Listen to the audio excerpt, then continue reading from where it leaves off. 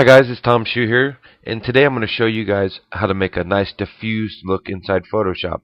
You ever see those crosshatch filters? Anyways, we're going to start in Lightroom.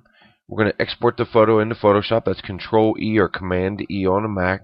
Then we'll launch it into Photoshop. So once it's in Photoshop, we're going to duplicate this layer 2 times. That's Control J or Command J on a Mac.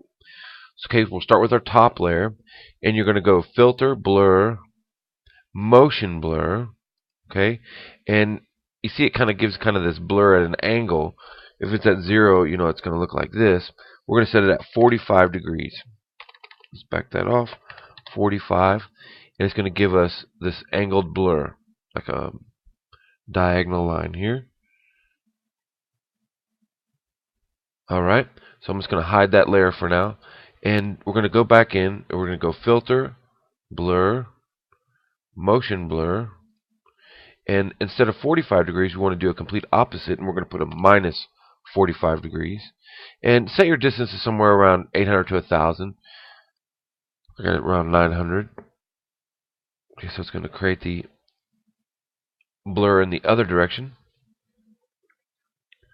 Okay, this is great for making a nice diffuse look. So now we have the two, one going one direction, one going the other. So select your top layer and choose blend mode of screen. Okay, now what we want to do is combine those two layers together. So we're going to either control click or shift click and select the layer below. Okay, and that's Command on a Mac if you choose to control or Command click. Once they're both selected, we're going to combine them. We're going to do Control E as in Edward or Command E on a Mac, and that'll combine those two layers. Now we're going to change this layer's blend mode to screen, and now you've got this kind of diffused look. We're going to add a layer mask.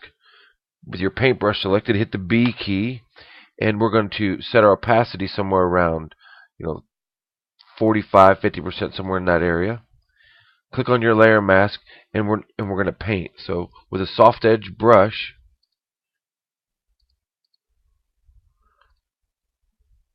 see my brush's hardness at 0. Okay, we're just going to paint in and reveal some of that flower underneath. This will give you that kind of diffused look. And then you can take and adjust the opacity depending on how much of that diffusion you want your image to look like. So that's it. Nice diffused looking images that you can fully control inside Photoshop. I want to thank you all for taking time to visit today. Until next time, we'll see you soon.